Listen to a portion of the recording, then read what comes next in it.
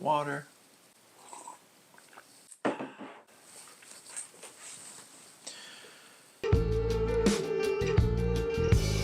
Backyard ponds. Moist, messy, high maintenance. Whether you think these residential water features are mosquito factories or microhabitats, you and I are going on a design and installation journey together. I'm Brian at Blue Wildscapes, and in this video we're going to dig into some site observation, uncover some design goals, and sketch out a rough idea for this pond design. Work with what you got. Resourcefulness is an ally. We don't need to product purchase our way out of every problem. Water is a resource, provided it is unpolluted and in proper partnership, animals and plants alike need it to survive. Be kind to your neighbor. There's probably a solution here that involves us dumping this water on a property line, making it somebody else's problem. That's a move. Design for life. Increase biodiversity, improve soil health, and support participants of the local ecology, including people. The property is located in a bay area, so high water table, relatively flat slope, and very sandy soil. Standing water isn't a problem anywhere else on this property except for this one spot, and that is because this spot is fed via a sump pump. Remember that high water table? Well, the basement at this home has a sump pump, and while it does a great job of keeping the basement dry, it is active all year round. The volume of water varies throughout the season, but on the daily, it's dumping water in this one spot. The pond area gets about 5 hours of direct sunlight a day, so we would call that part sun. Other than the depression that the standing water is currently in, the surrounding area is flat, so the water has no overflow or exit point and therefore is stagnant.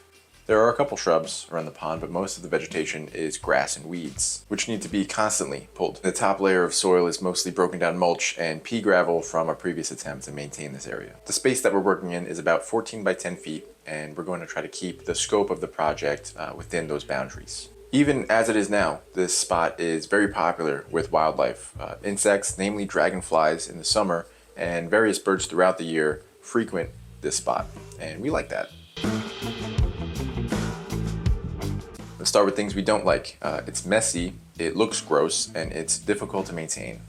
Things we do like, well, it's already supporting wildlife. That's a big one. It's a source of passive irrigation for plantings in the immediate area, and it is an uncommon and interesting landscape element for a lot of this size. Things we want to add, an overflow option for sure.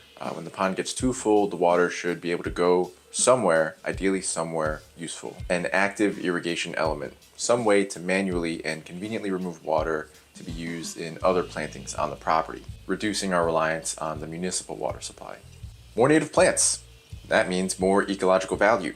More roots in the ground means improving soil health, and turning more plants into water means increasing transpiration, which will reduce the overall amount of water that we need to manage. Defined edges. We're going to want to contain this design with some kind of material border. This is both aesthetic, creating a visual distinction between the pond and whatever is next to it, and functional, making maintenance around the edges much easier. This is a good example of a cue to care, which is a design element that shows a viewer at a glance that this isn't just some rogue moment in a landscape, but there's intention here, and somebody's actively maintaining the space. Let's get some of these ideas down on paper.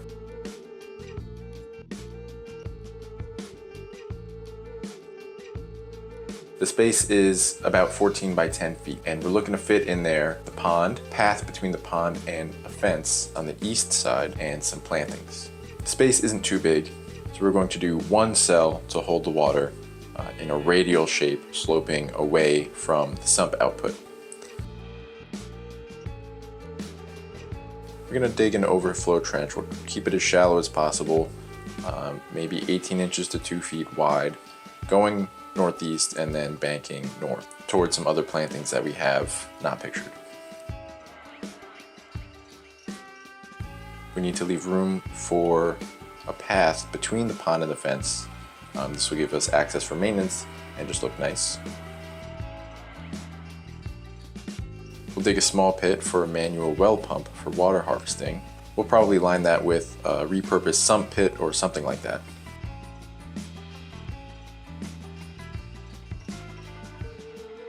We'll probably add a tree to the north side, either a specimen tree or something edible. plenty of room for planting on the east, west, and south sides.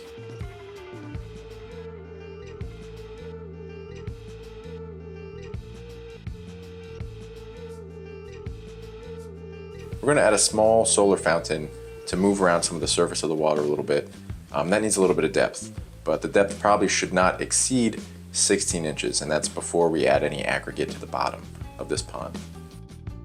All right, let's add a cleaner rendering here.